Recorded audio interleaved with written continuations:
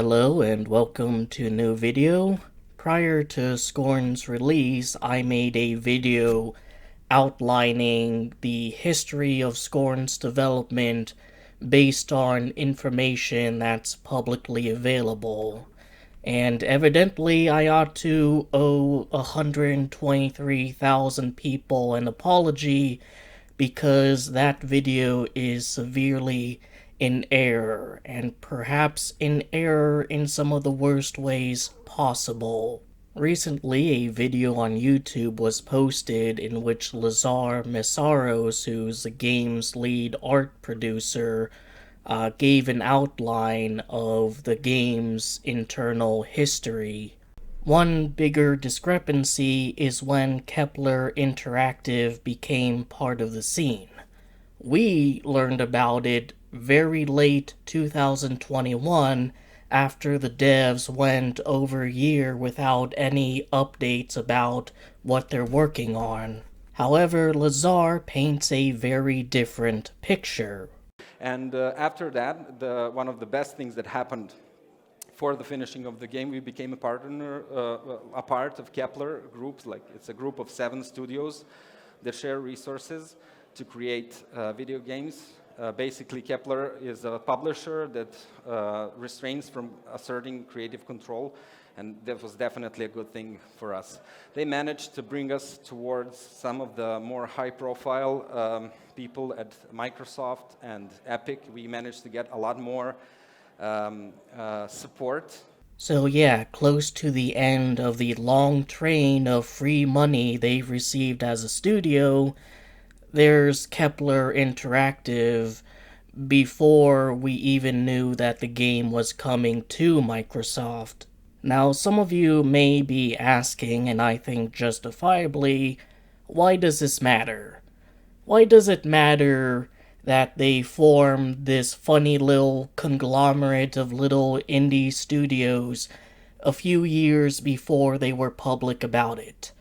And if that was the only part of the talk, then it wouldn't. I might make a tweet about it and move on. But do you remember how throughout 2021 they were just completely silent, not talking with their Kickstarter backers or really anyone? Let's see what happened after they partnered with Microsoft. So those negotiations took off, and they were fairly short, and they said yes very, very soon. And they said, now we need some marketing material, so we need to create trailers for Xbox events. So far, so good. Lines up with what the public knew about their development. So we created a trailer at the start of 2020, so there was a time when Corona struck. And basically, that's the pivot point where all the production that came before that basically got dumped into the trash bin, and we started all over again. Wait, can you repeat that? The pivot point where all the production that came before that basically got dumped into the trash bin, and we started all over again. Maybe my ears are a bit fucked. Run that by me again. The pivot point where all the production that came before that basically got dumped into the trash bin, and we started all over again. Just one more time for the people in the back. This is 2020, after you started making trailers for Xbox. What did you do? The pivot point where all the production that came before that basically got dumped into the trash bin, and we started all over again.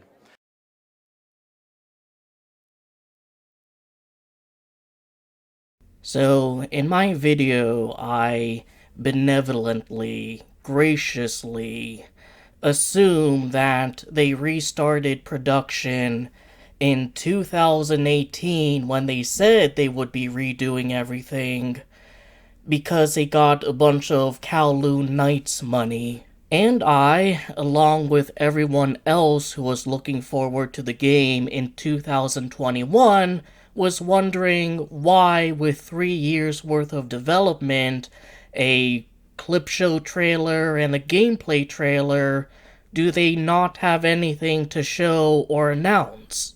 Well, now we fucking know why.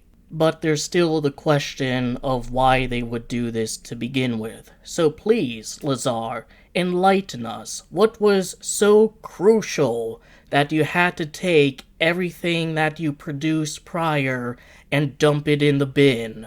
We started all over again because of the one simple thing that it was very important, and that is the target hardware needed to be updated, since new next-gen consoles offered a lot more headroom for stuff that we wanted to push into our game. So from that point on, everything that we did so far was still on, done in a certain way. We needed to ditch everything and start over. And there you go.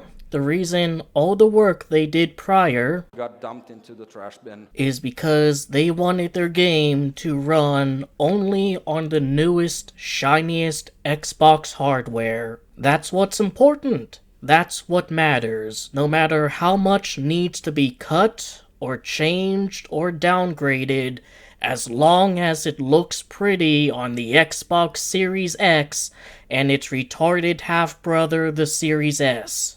I guess we learned some things, haven't we?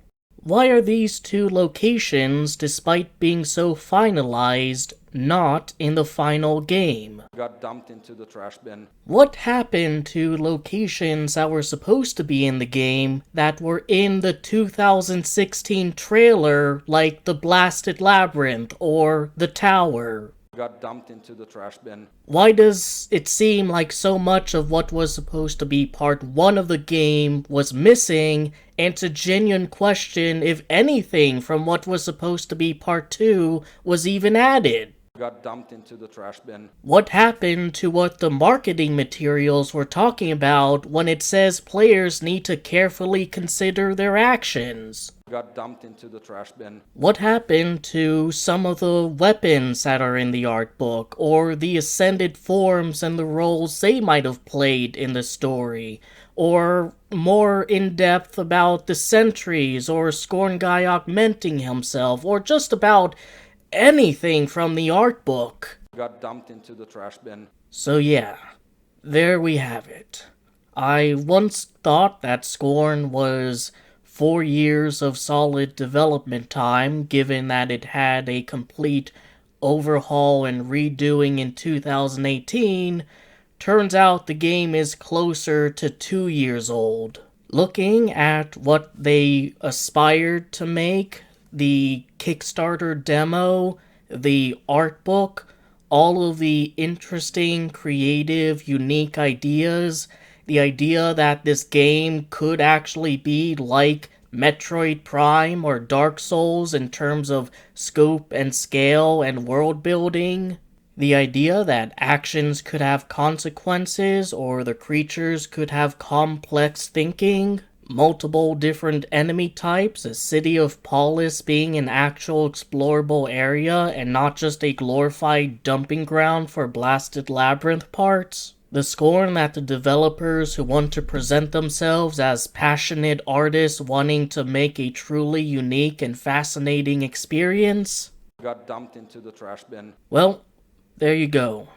That's that, I suppose.